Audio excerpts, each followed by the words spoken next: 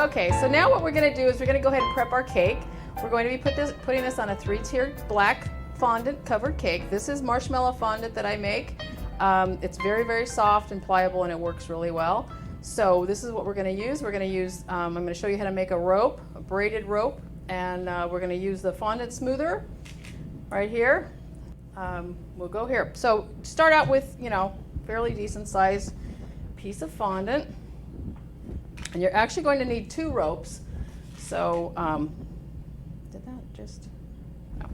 Okay, so here we go. We're just going to start rolling it out, spreading your fingers. Ring is not a good idea when you're doing this because it just gets in the way sometimes. Sorry, honey. Anyhow, okay, so let's get the fondant smoother here. I've got a little bit of powdered sugar in a stocking, and just to kind of keep everything moving along. So take our fondant. It's not going to work. It's too sticky with the fondant smoother. Sorry, got to use the fingers. So anyways, we're just going to grab this and kind of bring it along here. Stretch it out. You want it to be as you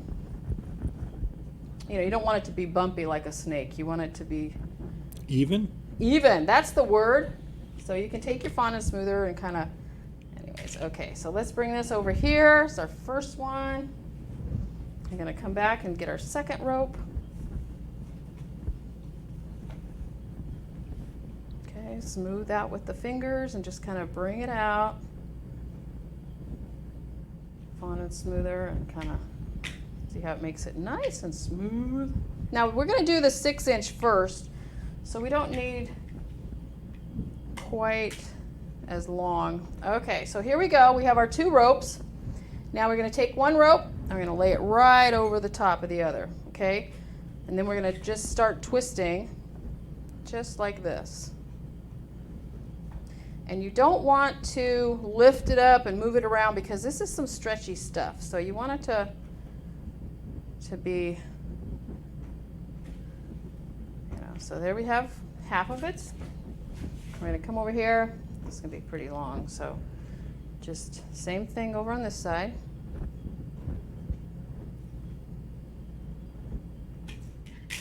Cut this off here, get it out of your way. Okay.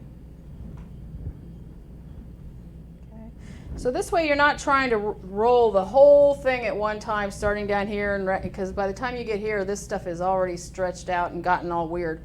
But see how it's pretty even. It's not completely perfect, but it's pretty darn close. So what we're going to do now, we're going to take this and we're going to bring our cake over here. And the trick is to getting this thing on the cake without having it stretch out is bring the cake to you. Okay. That's a good idea. So I know, right? What are what's the size of the cake? Oh, this cake is a 6, 8, and 10. This is just torted and filled like a normal cake, 4 layers inside, 3 layers of filling.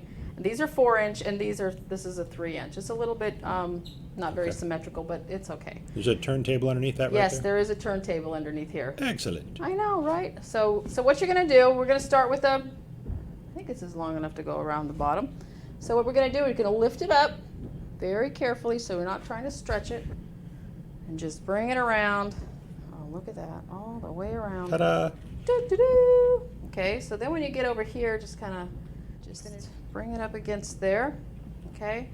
And if it's not quite long enough, see how I have these kind of funky ends, and I really would rather have them a little bit not so funky. That makes sense? Is that a word too? Yeah. You can just kind of twist and stretch a little bit, and it will stretch. So, okay. So then you're going to take your little paring knife, and you're going to just cut one side going this way.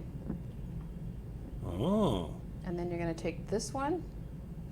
And I always get a little confused when I do this part, so we may have to do this a couple times. Okay. And then this one, you're going to do the same thing, going this way. And if you've done this right, this will just fit right in there. Look at that. And it should just go right in there and nobody knows. And that's the back of your cake anyway, right? You pick It's the back of your cake anyways, but you know, you want it to look. Sure, but there's always going to be a front of the cake. Exactly. And the back. Good. And so there you have that. And then just kind of press it up against, you don't want to press too hard because you don't really want to mash it down.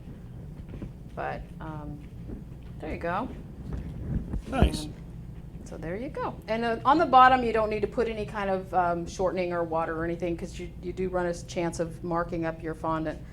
So there's the first one. And so then we'll just continue on. Do the same thing with the next two. You don't need to do quite so much for obviously the next two tiers. But I kind of like to, whether I'm covering a cake with fondant or putting a rope on or whatever, if I'm using, I always try to do the bigger one first because that way you know you've got enough to cover it. If you start with your little tiers, you know, you cover it, you get down here, and oh, I don't have enough left over to do my bottom. So you can usually make the top ones, or the smaller ones, you can kind of stretch them or whatever. But that's just something that I like to do. Start with the bottom first, the largest first, I should say, and then just, you know, by the time you get to the top, you should be okay. But that's kind of a tip you want to listen to, I would hope.